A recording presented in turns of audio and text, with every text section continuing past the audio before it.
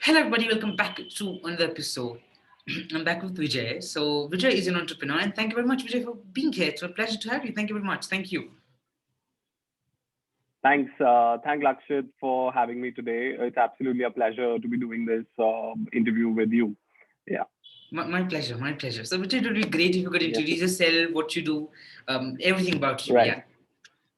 Yeah, great. So I'm Vijay. I'm 28 years old. I'm based in Jaipur, Rajasthan, and I'm the founder for Ome Foods. I'm a first-time entrepreneur trying to make India snack healthy, and at the same time, I think trying to make the world healthy. Ome Foods is basically a brand that does healthy, vegan roasted snacks. Okay. Roasting is a process of cooking food in salt, and a very unpopular, very centric to Rajasthan as a state process, wherein salt is taken to almost 300 degrees Celsius or 400 degrees Celsius, and food is dry cooked in them. It's a very interesting process. It goes back generations to this desert state because back then, when LPG, CNG, or other organized fuels were not available, people used to literally cook food underneath the earth because of the temperature, sheer temperature that the state had to offer. And one would have known these from Rajasthani delicacies like bati and churma, that those Yeah. are very typical traditional Rajasthani snacks or oblique meals. And I think that's exactly where we found our calling when we thought 3 years back that we want to do healthy snacks. Because the process is so simple, so interesting, and so healthily driven. So I think we do roasted snacks. At the same time, I think the way we do roasted snacks is also about elevating the whole experience of doing tasty snacks, because oftentimes when we look in the healthy snacking space, people often think, though it's healthy, it's not going to be tasty, right? And for us being a Rajasthani, and for Indians in general, I think we love spices, we love masala, we love zesty food. And I think that's how we ended up building a wide catalog of products across ranging across 22 different varieties of products, wherein one set of products are trail mixes, things with seeds, berries, sunripe fruits, oats, name any seed, name any berry, and we will have it on our catalog.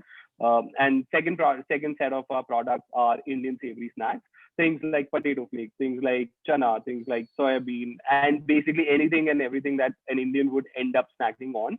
The only difference is that before we started doing it in the roasted snacking manner, these would otherwise have been available mostly in the fried versions, fried namkeen, as to sort of really put it out that way. And we use the same masala, we use the same ingredients, but we adopted roasting as a process.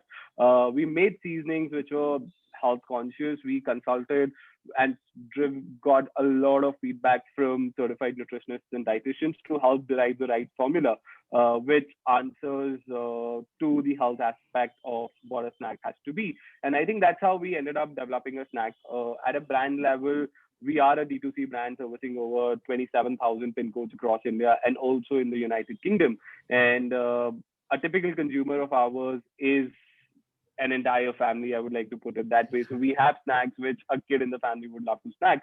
We also have snacks which people in 20s, 30s, 40s, anybody who's in a weight loss program, or anybody who's looking for just casual munching, but which is guilt free, which doesn't add extra calories on their weight, is looking for. And at the same time, I think our most loyal, most dear set of consumers are people 50 years and above, because for them, our products come out as a respite. And we have uh, consumers who come in and say that at a 60-year age bracket, they come in and say that your snacks really take me back to my childhood days when I could eat as free as I wanted to, because our products don't carry any oil, they don't have trans fat, they don't have any cholesterol.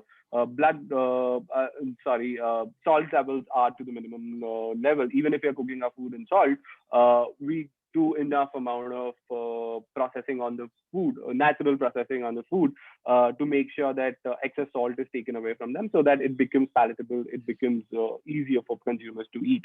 So I think, yeah, that's about me. Besides this, I think I'm a commerce graduate, went to Sri Ram College of Commerce, Delhi University, worked 5 years in the industry. I worked with organizations like the Uber, NASCOM, 10,000 startups, mostly in the sales and marketing roles. And I think the whole idea of doing healthy snacking really goes back to how I started my professional journey, because I was traveling all the time. And these were mostly day trips that I would be on. And it would only be about like starting the day at 4 o'clock in the morning, coming back at 11 in the night, and so on and so forth, traveling thousands of kilometers and hundreds of kilometers every day, and usually taking like an hour flight or 2 hour flights, right? And during that process, for a young professional who is just starting his career, it was really exciting, honestly, to be sitting at airport lounges and hogging on food on company payrolls, right? And after a while, when it became like a regular habit, I realized that I am done eating airport food. I'm done eating outside food. Even if I was trying to go towards the health section, which I was not possibly, but even when I was going to these places and consuming snacks and food and meals right at the airports or cafes, I realized that I can't eat it every day if it has to be the way it is. And the second phase of this was that I would ask somebody at home to possibly pre-cook a meal for me, which I could just put it in my laptop bag and just carry along. And I think that's how it went. And eventually I realized that, okay, I had the luxury to be working from my hometown, but how many of us really have that? And I think that's where the whole quest of doing portable, healthy snacks really kicked in. And not just healthy, but also tasty snacks, which without any thinking, without any pressure on my head that, oh, I want to reduce calories, I would just pick up a snack, right? Just to give an idea, we do potato flakes. Even when you talk about healthy, automatically people think, oh, potato, it can't be healthy, right? And we also say it can't be healthy, but at least the process we have cooked it in is healthy. Just to give an idea about the difference the process of roasting really brings in is that our potato chips or bleak flakes carry 80% less fat content against the fried potato chips otherwise available in the market. So automatically, it's a very steep transition for a consumer. From consuming high calorie, high fat products to something which is more health consciously driven, but keeping the taste profile intact. And I think that's how the world is. Everybody wants tasty, masaledar Indian snacks. So I think that's how I think the brand started. And I think that's about me. Anything else, I'm happy to speak up. Yeah, sure, for sure. So Yeah, thank you very much for giving a very brief one. I think there are very few yeah, wonderful people who come on a podcast and give it in a brief way, which give yeah, me a whole insight about it. So yeah, thank you very much for right, that. Um, yeah, and my next question, Vijay, to you would be, is how is that idea of initial phases when you're an entrepreneur, when you try to think about stuff and try to create and yeah, try to start new things, how were the initial days? How were your mind working? How were you trying to get the right, money in, and how was the investment things, and how right, whole things were working? yeah. Right. So I think entrepreneurship, I think, is a very interesting journey. I think everybody has their own 2 cents to it. Everybody has their own personal journeys to it. Mine was a similar case. I'm a foodie at heart. I love experimenting with food, not just healthy food, I would say, but even simple foods, right? I love snacking. I love food.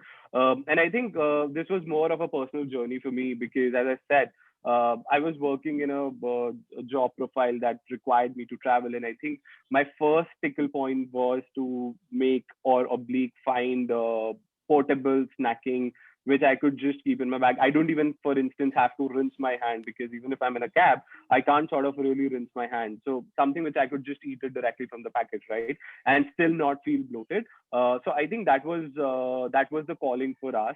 Now, in terms of how the process really goes about, when I say I'm a foodie, I'm still not somebody who cooks, right? I like to eat. I like to market products from a professional space. I'm somebody who's been into marketing and sales always. So I think for us, the first thing was to sort of really learn the process because when we said that roasting is the answer for us, even when we did not want to run our production, or I possibly did not want to sit on a furnace and roast products, I still had to learn the process. So I think it took me almost 5 to 6 months just to break down the process, visited a lot of organized, unorganized facilities, people who could let us enter in, which is again an interesting space. People who could let us enter in just to see how the process goes, what are the nitty gritties of it, just to sort of understand how sensitive a typical food profile could be to the temperature, to the salt that we're using, etc. Right?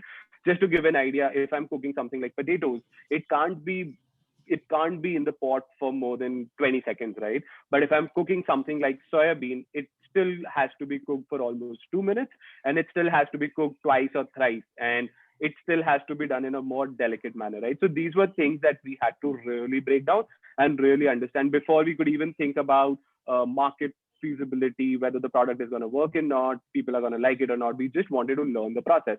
And I think that's what we did. Second important part was to sort of establish a team that would really go long term, and people who can really come in and share the vision of making a global snacking brand. Because I think when I was entering into the space and one of my other interviews, and very typically I always come out and say, somebody says, what's your vision, right? I always say my vision is to make Ome what Pepsi is today for the cold drink industry or for the soft beverage industry, right? So we really want to make a brand which is global, which is something that consumers would love to binge across, being agnostic to where they come from, what age bracket they're from. And I think it was very important in the initial days to find the right set of people. When we look at our team, it's very interesting. Technically, I'm still the youngest one in the team, right? We have people who are in their 70s, we have people who are in their 60s, we have people who are in their 40s, and people who are still in their 20s, right? I'm still in my 20s and still trying to think big. And I think that's what was very important, because if you're running a food production business, what is really important is, besides the way you pack, besides the way you sell, or besides the way you market, what's really important is that how do you make sure that you're making consistent, quality driven food product, but at scale? Because when we look at our business, I think we scaled from doing, I think, around 2,000 units a month to crossing over 80,000 units in just 3 months of time. So it was almost like 3 months we did not sleep, and we ended up scaling our business almost 20x. And people who are privy to our journey, they say that, hey guys, what did you guys really do? What were you eating? What were you doing? And I think that's where I think the journey really became interesting, because it was the set of people, it was the team which came in with the right set of experiences, right set of motivation to run the business, not just for money, but out of the sheer passion for making food and making the world consume our food, right? So second thing was definitely team. Third thing was to sort of really understand, are people going to consume this product? The way I think I went about thinking it, and our team really went about thinking about it, was all about that whether we are going to eat this food, right? We are very conscious. At the end of the day, anything we do, right from how the products are being cooked or how the food is being handled, everything boils down to, would we eat this, right? Would I enjoy consuming it? Would my friends, would my family, would my colleagues are gonna enjoy consuming it? Because that's where I think the first instance of market research really comes in. Now, when we were developing these products, I think we were sort of really clear in terms of what category catalog of products we want to do. So our two broad categories were trail mixes and Indian snacks. Even when we say that, these categories are still very vast. One can really curate hundreds of trail mixes. One can really cook hundreds of Indian snacks. That's what we see in the country at large, right? So it was also very important for us to really break down, both from taste point of view and as well as nutrition point of view, what we are doing, and have a very balanced catalog, which people can come in and say that, okay, my entire snack basket gets completed when I'm at Ome, right? So that was really important. When we started building food, I think we started cooking it at my home. By till the time when we could not really afford to set up our production, and we said that, okay, we want to roast, instead of cooking like kilos of batches at the first stance, we started cooking like small batches of 500 grams, 1,000 grams on my home kitchen. In fact, I think it's very interesting for me, and it's a very dear story to me, that one of the days when, during our initial sampling time, and we were just trying to roast something which has to be done in an organized, controlled manner, and we were just out of the hunger of really curating something and just to learn the process, I ended up burning a cylinder in my house, and all, like, the entire kitchen was almost on the verge of fire, that we had to really run, bring mud pots, throw it on them, and really come out, right? So it was dangerous. And again, learning that don't rush into things. It can sometimes really become dangerous. So I think that was my first learning, that don't rush beyond the time. Being entrepreneurs and being in the startup journey and something which is more digital, we always try to hustle. Hustle is the way to go. We understand that. But I think at the same time, accepting what the situation is also very important, and taking baby steps sometimes is really important, right? So that was, I think, another learning. Now I think when I come back to the whole sampling process, it was very interesting, because as I said, we always wanted to become a family snacking brand. Our goal is very simple, that anything that's being consumed in the family at a snacking level can be answered with our products. So we did not just want to touch base with consumers who were looking for food that was higher nutrition. Let's say somebody is going to a gym, or somebody is just trying to build muscles or become like the next honcho. We don't just want to cater to that audience, or we also just don't want to cater to audience which is only looking to reduce weight, right? Yes, when it comes to health, people think about those nuances, but at the same time, I think casual snacking is such a big part of our daily meals. When we look at calories consumed, uh, more calories are being driven from the munchies, from the snacks that we consume versus the standard meals that we eat. So it was very important to balance out the catalog. So the way we really initially started sampling was that while we were sitting in Jaipur, we had created a sample group of almost 50 to 100 people, and people who would every week get a batch from us would bring in extensive feedback in terms of taste, in terms of packaging, in terms of whether the portion is enough, whether it's too spicy, too salty, uh, too crunchy, too hard to chew, etc., etc. So we would have had a almost 25 question long survey report that we would always send it out to these 50 and 100 people. We were lucky to find these 100 people because, and these were just friends, family, colleagues, etc., right? We could not afford to hold an organized market research. So we were lucky to have those right set of people who we could really make sure that are they thinking in a formal way and thinking to really help us go forward. But that's what we used to do, that we used to send out samples, and not just in Jaipur or Rajasthan or this part of the country, but to all locations. Because just to give an idea, people down south usually have less sodium content or less salt content on their food. But when we come to northern states, because of extreme weather conditions of heat as well as cold, people generally have a slightly higher portion of salt in their diet.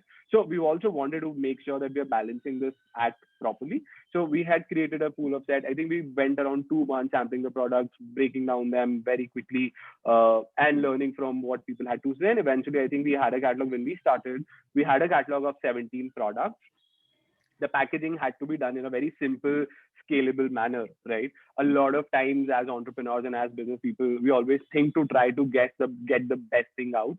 But my learning of working with startup ecosystem in general and working with likes of Uber is like that there's a very simple statement or the school of thought that says that it's okay to launch, or it's okay to have a 90% perfect product versus having 100% perfect product, right? It's really important because to achieve that, to close that gap of 10 months and a lot of money to reach that stage, it is okay to start at 90% and then scale to 100% because it's important, right? It's important to go to market, see what people are saying, because anyway, I think any startup would agree to this, that what you decide on day one or what you think is the right way on day one, 10 days later it falls flat. And I think we also had that similar journey, that every day things break, every day your thoughts, your plans get shattered, and I think one has to be really strong to challenge that all the time, right? And I think that's how we were, that it was just took us 6 months of time to really make a go to market. January 2018 is when we really launched our platform. And again, I think when we launched the platform, as I said, that we wanted to run it as an MVP start in the starting days, we did not want to, and we always knew that we wanted to set up a D2C channel. We wanted to cater to audiences primarily in the digital space because that's scalable. And at the same time, I think that's how consumers are thinking. Nobody wants to step out of house to order grocery, right? Or to pick their grocery, except something which is otherwise not available in time. So everybody wants to order online, and that's the kind of audience that we were anyway trying to cater. So I think we went online, but again, website building or setting up an e-commerce store is a very lengthy, very expensive, very time-consuming process. So the way we really launched ourselves was that we had a catalog as a PDF hosted on Google Drive. And that's how we used to really market the product. We set up our Instagram accounts, we set up our Facebook accounts, we had a SMS list ready, we had an emailer list ready, and we would blast people out with the brand details, with the content, etc. And we would send them our PDFs literally on WhatsApp, in Facebook DMs and Instagram DMs, and ask them that, hey, if you are looking to order, just DM us. When they would DM us, we would send them payment gateway links or a simple payment wallet transaction would do. And that's how I think we would then go to another invoicing tool, invoice their products, make sure that it's packed, shipped, and send out details. Everything done in a manual process, right? Because when we are setting up businesses, it's not about fancy, it's not about the most appealing marketplaces or in interfaces, right? But it's about bringing something which is more functional, more operational and more quick for people. And I think we ran our business for almost 3 months like that, until we decided and we were confident that now that we are ready to launch our website, because talking to consumers on that level also gave us a lot of leeway into consumer feedback, because we had a sample set of 50 people who were, or 100 people who were looking at our products and tasting it every week.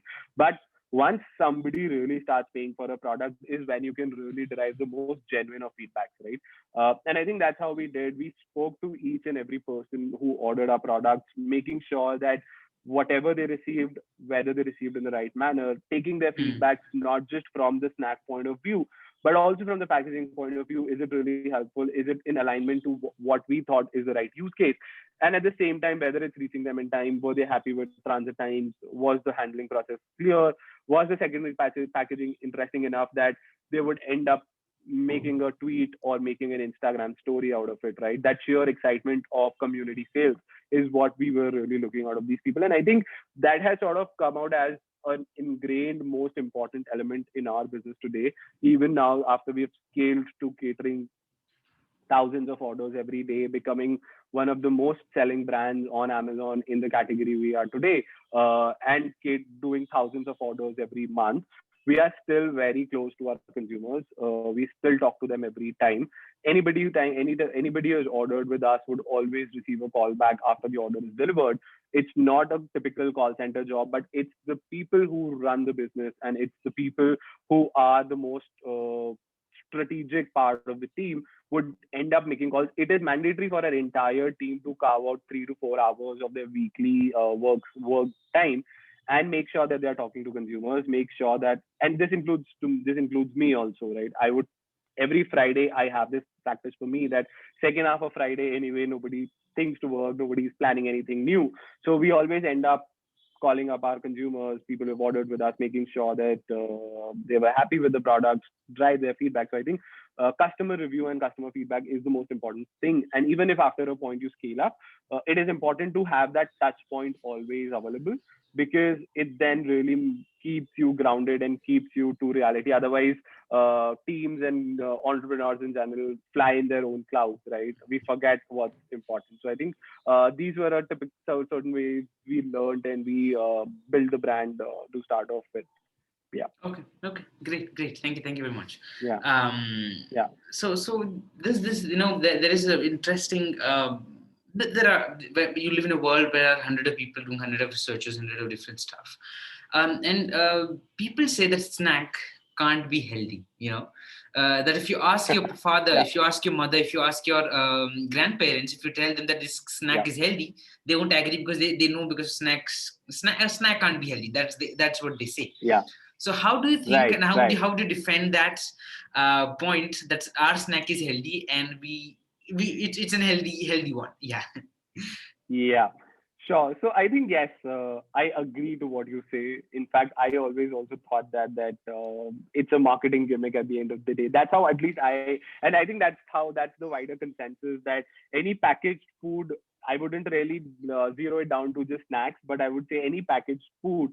At least India is one of those markets where there are people in the family who spend a lot of time cooking, and even today, even with all the marketplaces and all restaurants available, and the the access to outside cooked food, people still are very close to cooking food by themselves. They still don't want to order outside, right? There's an age bracket that really thinks that way. And I think I agree that's how people think. But I think when we say that, okay, it can't really be healthy, anything that's packaged has to be done in an artificial way. I think my answer to this is that I think at the end of the day, it's the process that goes. It's the people who do it, right? When we look at our catalog, our catalog is actually one of the most important answers to this, because when I look at our catalog, as a couple of minutes back, I gave an example of potato flakes, right? I myself said that, okay, potatoes is not healthy, but a sheer comparison of presenting in the scientifically proven way that our potato flakes or chips are 80% less fatty against the fried snacks is a very clear justification to that. Similarly, I think oftentimes our consumers also come and say that, how do I know that you're cooking healthy, right? and one would open up our social media communications or anybody who's on the email list.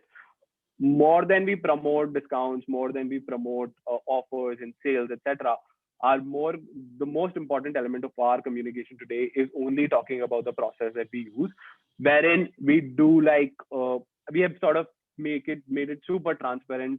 Every week we show people that, hey, this is our facility, this is how we roast. See, there is salt. When we are saying that it's salt, it is truly salt. It is not oil.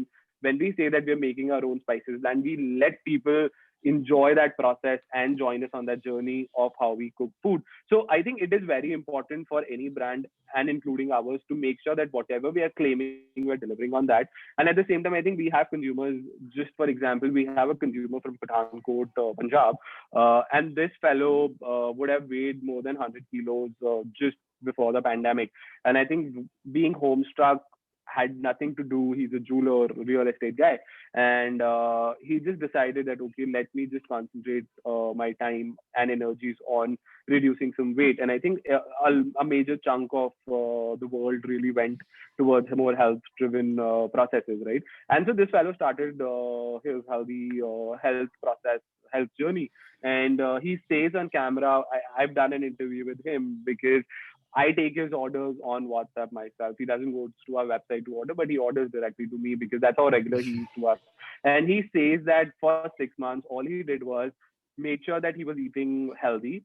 Uh, when he says that he was eating healthy, he did not say, he says that I did not starve even for a day, right? Because typically the moment you start thinking, okay, let's lose weight, people start thinking, okay, I'll have to starve, I'll have to control calories, etc. He says that I only had food, my lunch, dinner, and breakfast were all homemade. And anytime I had that quick hunger pang, because we are humans at 5, 4 o'clock in the evening or late in the night, we feel hungry. Our hands just go to whatever is otherwise available. You wouldn't pick an apple or a banana right at the night, but you would still pick something which has a slight sweetness to it or slight spices to it. So he says that whenever he had those hunger pangs, he only consumed a snack. So he says that his meals were only either uh, lunch, breakfast, dinner, home cooked, or anything else that was eating was from Ome catalog. And his orders speak for it, right? This fellow would order almost 20, 30 portion packs every month, sorry. And I think it would almost be like a 6 kg, 7 kg consignment going to him every month. And I think that's when I said that, okay, if somebody is consuming that much, I need to, as a business owner and a brand manager, to sort of really understand what's going behind this person, right? And we also joined him in his journey. We recommended him that, hey, you should be, instead of this one, why don't you use this product, add this part, add this piece to your calories, etc., and add these snacks to this, make your portion sizes. And so we recommended, and we were consulting with the fellow throughout his journey. He says that he did not really go by any diet plan, but simple exercises and clean diet is what really took him along. And he says that he has reduced 22 kilos in just 6 months. And he says that Ome is a companion in the journey for me. And I think as a business founder, I think nothing makes me more proud and sort of really justify the cause we go with. And at the same time, I think we have a consumer who's 65 years old, consume our chana jor, which we call as beaten chana. And he says that your snack really gives me that kick because being a diabetic, being a blood pressure patient, my doctor, my family is always looking at what I'm eating, always looking at my plate. And I think we would agree, right? Our grandparents would have always a watchdog in the family, somebody overlooking what they're eating, right? Because at Yeah. an age of 65, 70, uh, yeah, at an age of 65, 70, it is very important to make sure that you're not consuming wrong things, right? But at the same time, you still get that uh, hunger strike, I would say, or you still get that whole thing tickling on on your Yes. taste buds Mhm. that you want to eat something. So this fellow from Delhi, 67 years old, says that your products take me back to my childhood days and still able to eat that masaledar, spicy, zesty snack. And it gives me that kick that I always look for, at least at this age. And he says, like, he goes to the tea and says that, okay, I read your labels, I assess each and every particle of your product because it is very important. It's life threatening for him if we deliver something which is not on the claims, right? So very consciously done products. and consumers speak for them. So I think for us as a brand, it's all about consumers. There's a very common saying that consumer is king. It is cliche, but it is really true, right? Just to another example for this, when we started our brand, we only had 150-gram size portable snack jars which one could easily keep in their bags to carry along. And I think 7-8 months in the journey, when we became an online store, launched in an organized way, our consumers came back and said that, okay, your products are addictive. We want to continue eating them, but we can't keep ordering these jars again and again because it's price heavy to order smaller portion sizes, and we don't want like a stack of jars sitting on my table, and it is inadequate. The quantity is inadequate for us because it's not just me who's consuming, but my entire family is also consuming, right? And so our consumers made us launch those half kg packs, refill packs. And I think we thank our consumers to really, otherwise we were never thinking in that direction. It was the consumers who made us launch those 400-gram, 500-gram pack sizes. And it's something which is still today only available in the digital space. We still have not opened it up in the offline markets because we cook food fresh. We run a zero inventory business. Anybody who walks into our factory someday and the numbers we talk of, they say you really can't be matching these numbers, right? Because the way process really works is that whatever somebody's ordered today, we take 2 days, then we prepare it and then dispatch the order out. Obviously, it dates back to week maximum inventory we would keep is 3 to 4 days, and products carry still a 4 month and a 6 month shelf life, right? And that is also a true justification of the fact that it does not carry any artificial substances or additives which could elongate the shelf life. So it's super natural, super clean. I wouldn't say organic, but yeah, super clean and super healthy and super natural the way it is. Yeah. Okay, great. So thank you very much, Vijay. One more last question I would like to ask you before ending this up is, what has been your major learnings in these journeys? What did you learn as a being in your 20s? What life lessons do you learn from the journey of Ome Foods and seeing all kind of different things in your life? What do you learn from them? Yeah. Absolutely. So I think for me, I think it has been a super interesting journey, full of learnings every day. I make mistakes all the time. I am not a seasoned entrepreneur. I am a first-time entrepreneur, and I think that's a very typical way at least the industry really says that, are you the first-time entrepreneur or a seasoned one, right? So first-time entrepreneur, but I think for somebody in their 20s, I think one thing I've realized for myself and how the businesses really go is that we are virgins to the industry. We are virgins to the whole business ecosystem, and we are unorganized at certain stages as a business owner, right?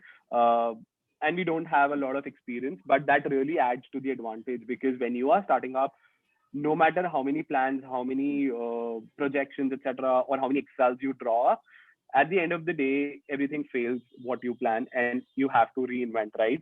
So at this age, somebody who's starting up, it is very important that flexibility and that acceptance to failure is very important, right? And I think that as a founder, I have learned for myself that it is okay to fail. In fact, I think we really feel that if something is not really going wrong, something is not getting broken, we are not doing the right thing, right? If customers are not complaining, then we are not thinking, if we're not struggling, we're not growing. I think that's how I really look at it.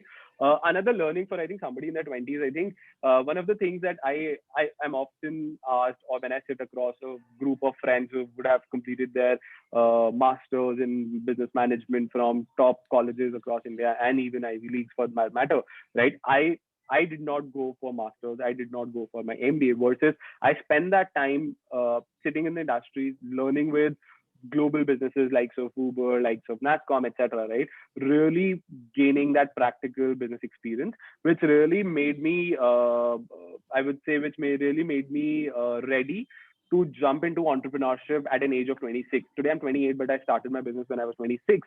And I think that 4-year experience that I had from the industry really made me learn how to really start something. And people really fail and struggle just to set up an accounting system, right? This is something that bigger corporations, I'm not against MBAs, but this is something that systematic education at least can't really teach you, how to set up a tally for that matter, right? Or how to set up a customer feedback call, right? And these are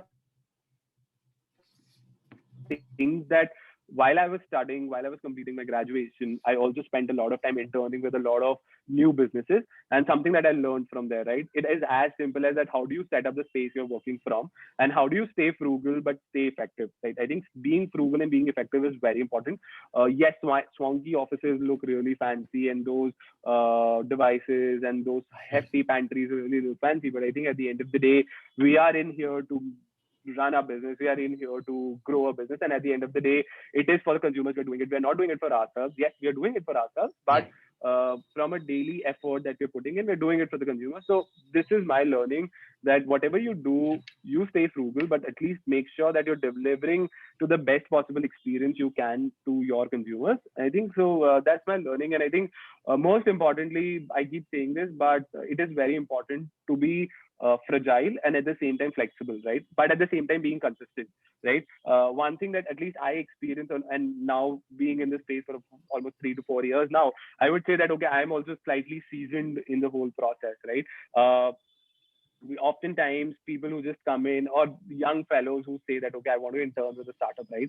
People come in and in a month's time they get bored, right? Because they feel that okay, if you're going into a startup, it's going to be a super interesting day. Every day is going to be something new. I'll be playing board games on the weekends. I'll be drinking, possibly, etc. Right? That's a typical way people think when they think of startups, right? But it's not that. It is business and it is boring. Yes, we think to do new things every day, but the journey is pretty boring and pretty isolated also, because it is only you and your team who are there, who understand the space you are in, and who would really be there to empathize with you. So it is also important to make sure that you have the right set of people. It's not about the number, but it's about the quantity, right? And I am a firm believer, and I have my beliefs about this have gone really strong, that I don't want somebody who is in the job for a 9 to 5 paycheck, right? We don't want those people. And I am a firm believer that we want to keep our team super small, because when you have smaller teams, people are more accountable, more responsible for things. And interestingly, somebody looks at our team today, and it is only a team of 5 people on the white collar space. Besides all the network and channel partners and agencies we work with, it's just 5 people on the team who really run the entire show on the strategic level. And oftentimes people go bamboozled that hey, how come just 5 people are running a business which is clocking crores of revenue every year, selling thousands of lakhs of units every month? But I think it's only about people who share the right passion, who share the right vision, and who are ready to dive. It is very important to make sure that at least in your initial years, you have the right team that's going to stick with you for the longest possible time. I think so. Yeah, that's my learning and my 2 cents on this. Okay. So thank you very much, Vijay, for joining in. It was a pleasure to have you, and a lot of things to learn.